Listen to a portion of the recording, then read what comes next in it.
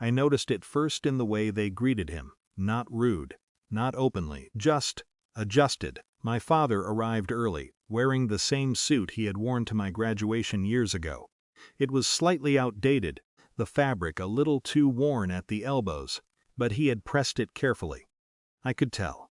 He always did things like that quietly, as if effort didn't need to be announced. When he hugged me, his hands trembled just slightly. "Everything looks beautiful," he said.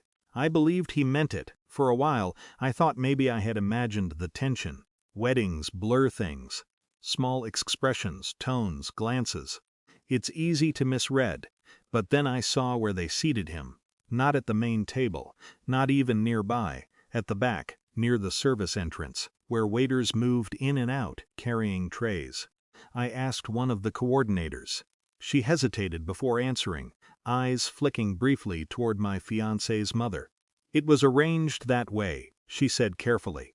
Arranged. I looked across the room. My fiancé was standing with his family, smiling, relaxed, as if everything was proceeding exactly as it should. I walked over to him. "My father's table," I said quietly. "There's been a mistake." He didn't look confused. He glanced over, then back at me, still smiling. "It's just for convenience," he said. "We needed space for some important guests." Important, the word stayed with me. Before I could respond, his mother joined us. "Oh, darling," she said, her voice soft but carrying.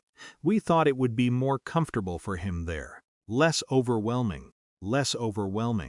As if my father had spent his life unable to sit in a room like this." I turned to look at him again. He had already sat down, alone at first, then surrounded by people who hadn't been given a choice either.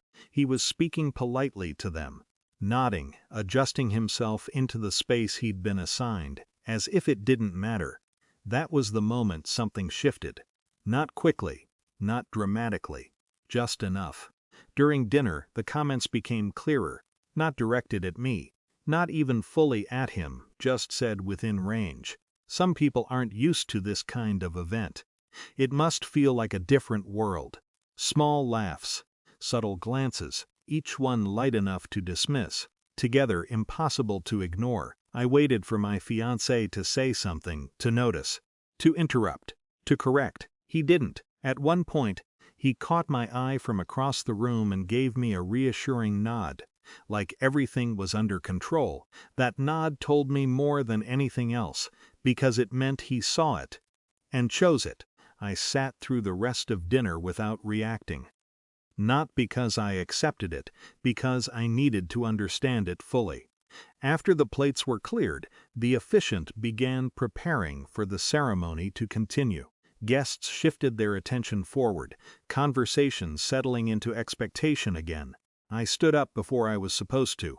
Not abruptly. Just out of sequence. At first, no one noticed. Then a few people turned.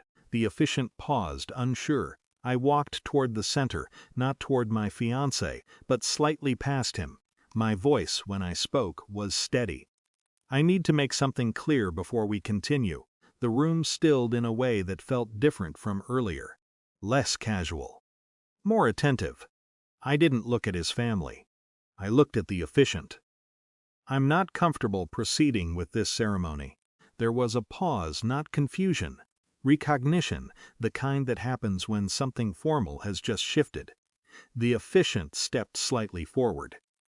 "Are you saying you wish to stop the ceremony?" he asked.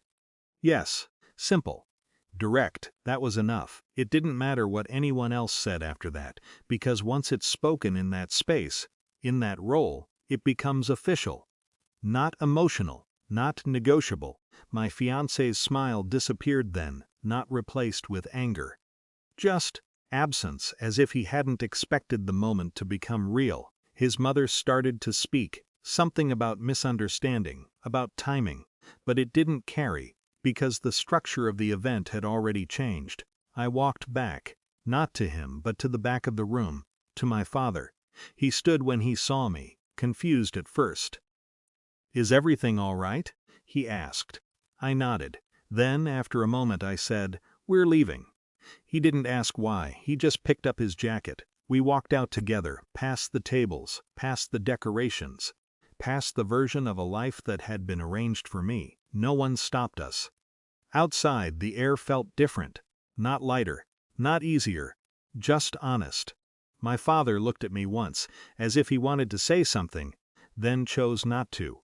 I understood that too. Some things don't need to be explained when they've already been seen. I didn't feel victorious. I felt aligned. And for the first time that day, that was enough.